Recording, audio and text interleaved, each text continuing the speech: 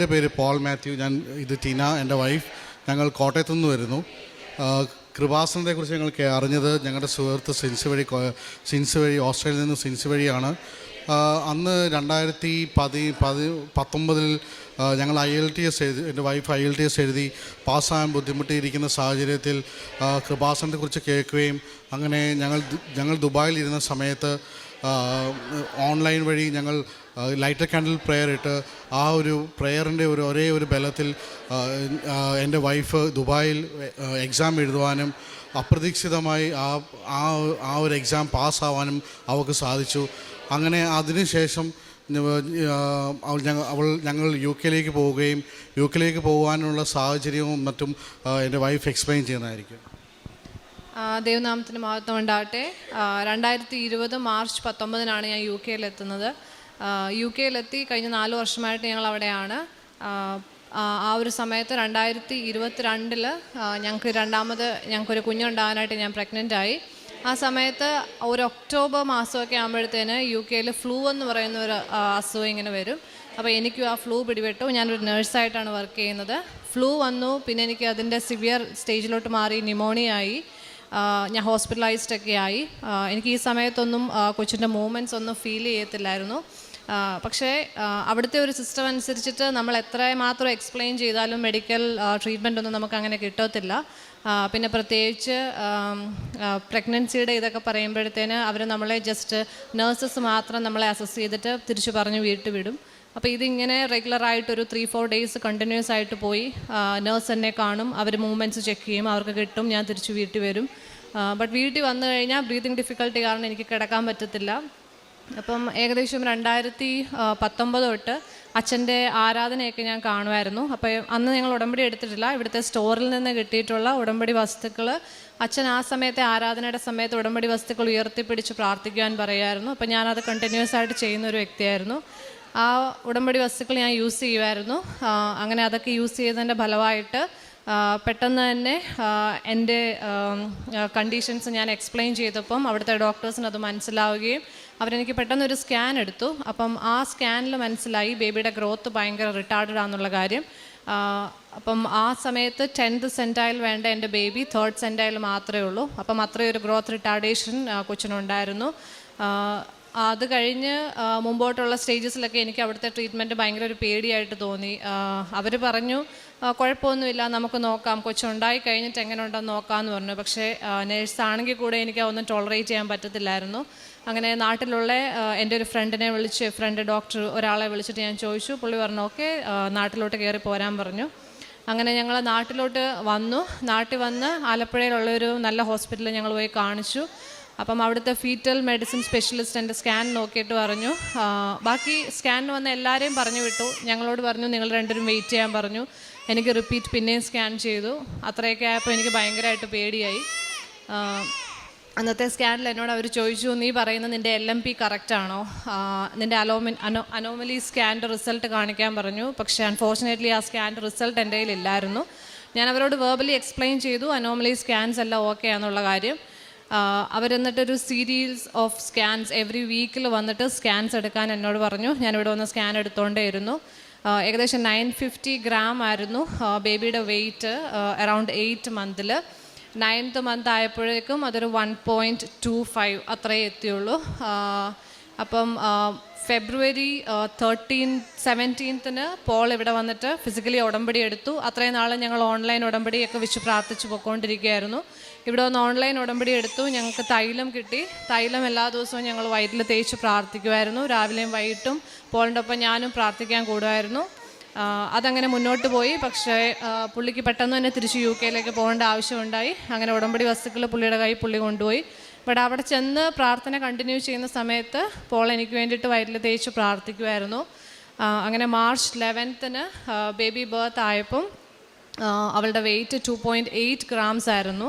അപ്പോൾ അതെങ്ങനെ മിറാക്കിൾ സംഭവിച്ചെന്ന് ഇപ്പോഴും ആർക്കും അറിയത്തില്ല. ബേബീനെ എടുത്തു കഴിഞ്ഞപ്പോൾ ഡോക്ടർ പറഞ്ഞു this is A miraculous baby. അപ്പം ആ എണ്ണയുടെ ബലം അച്ഛനിവിടെ വെഞ്ചരിച്ച് തരുന്ന എണ്ണ ഞങ്ങൾ വിശ്വസിച്ച് പ്രാർത്ഥിച്ചു. അതിൻ്റെ ബലത്തിൽ മാത്രമാണ് അവളുടെ വെയിറ്റ് അങ്ങനെ ഓക്കെ എന്ന് ഞാനിപ്പം ഞങ്ങൾ വിശ്വസിക്കുന്നു. ഞങ്ങൾ ഈ സാക്ഷി എല്ലാവരോടും പറഞ്ഞിട്ടുണ്ട്. ഇത്രയും ഡിലേ ആയതിൻ്റെ കാരണം ഞങ്ങൾ ഇപ്പോഴാണ് വെക്കേഷൻ വന്നത്, അതുകൊണ്ട് മാത്രമാണ്. ഈ ഒരു സമയത്തൊക്കെ ഞങ്ങളുടെ ഫസ്റ്റ് ഉടമ്പടി ഞങ്ങൾ നിയോഗങ്ങൾ വെക്കാൻ പോകുമ്പോഴത്തേന് ഞങ്ങൾക്ക് മനസ്സിലുണ്ടായിരുന്ന ഒരു ആഗ്രഹമായിരുന്നു ഒരു ഓസ്ട്രേലിയൻ പ്രോസസ്സ് ഞങ്ങൾ ചെയ്തുകൊണ്ടിരിക്കുന്നുണ്ടായിരുന്നു. അപ്പം അതിൻ്റെ ഫസ്റ്റ് സ്റ്റേജിലായിരുന്നു. അപ്പം ഓൾമോസ്റ്റ് എല്ലാ പേപ്പേഴ്സും ഞങ്ങളുടെ കയ്യിലുണ്ട്, കുഴപ്പമില്ല, അത് നിയോഗത്തിൽ വെക്കണ്ടെന്ന് പോൾ എന്നോട് പറഞ്ഞു. ബിക്കോസ് അച്ഛൻ പറഞ്ഞിട്ടുണ്ട് ക്ലാസ്സിൽ മാനുഷികമായിട്ട് നിങ്ങൾക്ക് നടക്കാത്ത കാര്യങ്ങൾ മാത്രം വെച്ചാൽ മതിയെന്ന്. അപ്പം ഞങ്ങൾ നോക്കുമ്പോൾ നമ്മുടെ കയ്യിൽ പേപ്പേഴ്സ് എല്ലാം ഉണ്ട്, ഇത് മാനുഷികമായിട്ട് നടക്കുന്ന കാര്യമാണല്ലോ എന്ന് പറഞ്ഞ് വെച്ചില്ല.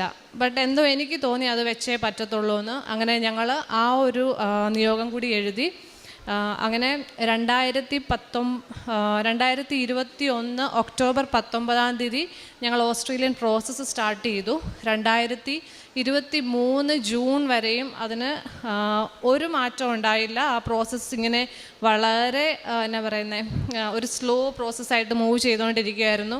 ഞങ്ങളുടെ കൂടെ പ്രോസസ്സ് ചെയ്ത് സ്റ്റാർട്ട് ചെയ്തവരൊക്കെ ഓസ്ട്രേലിയയിലെത്തി വർക്ക് ചെയ്യാൻ തുടങ്ങി. പലരും അവിടെ വീടൊക്കെ എടുത്തു. അങ്ങനെ ഞാൻ ഈ പ്രോസസ്സ് ചെയ്യുന്നുണ്ടെന്ന് അറിയുന്ന എല്ലാവരോടും എന്നോട് ചോദിക്കാൻ തുടങ്ങി, നിങ്ങളുടെ മാത്രം ഒന്നും ആയില്ലേ?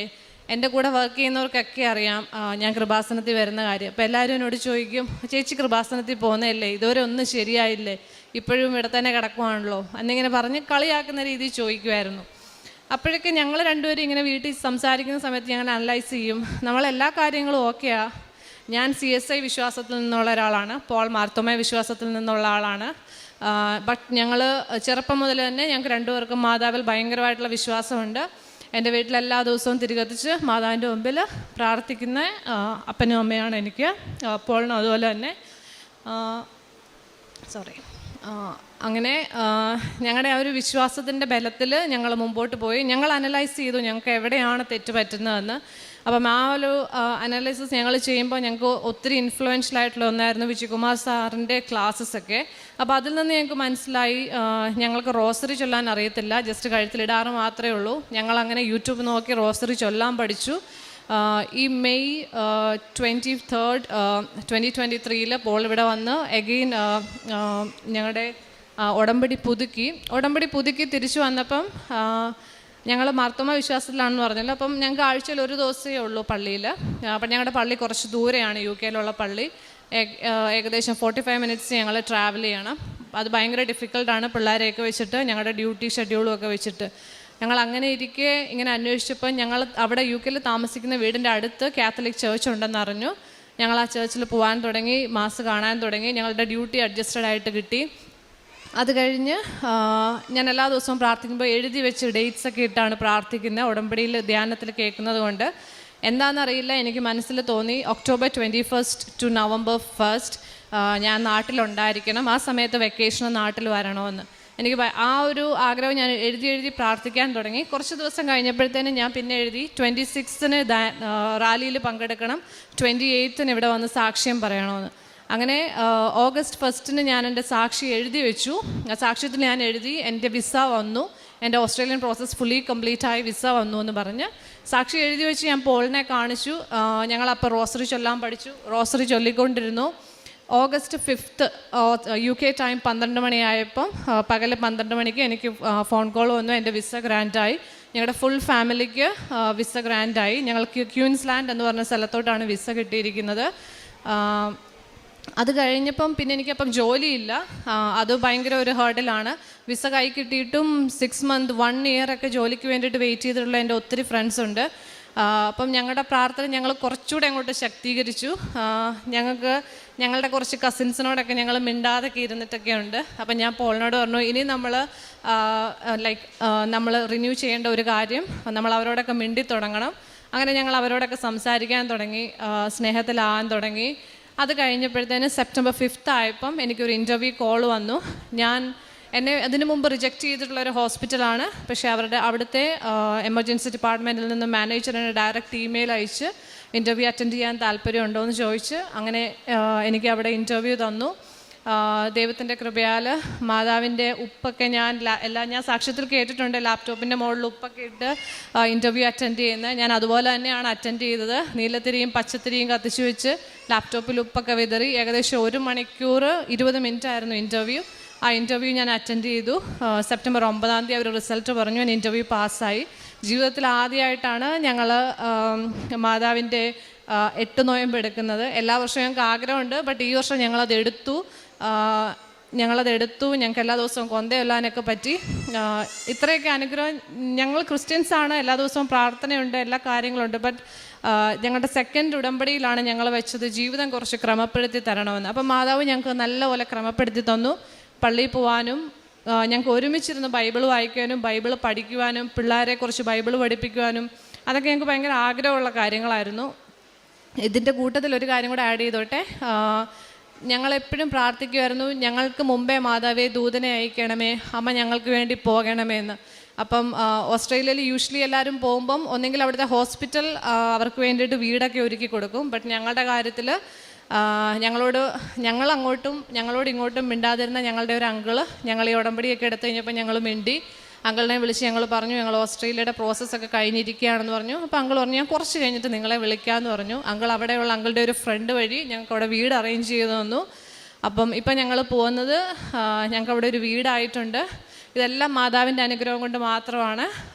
ഇത്രത്തോളം അനുഗ്രഹം ഞങ്ങൾക്ക് തന്ന് ദൈവമാതാവിനും തിരുക്കുമാരനും 1000 നന്ദി പറയുന്നു.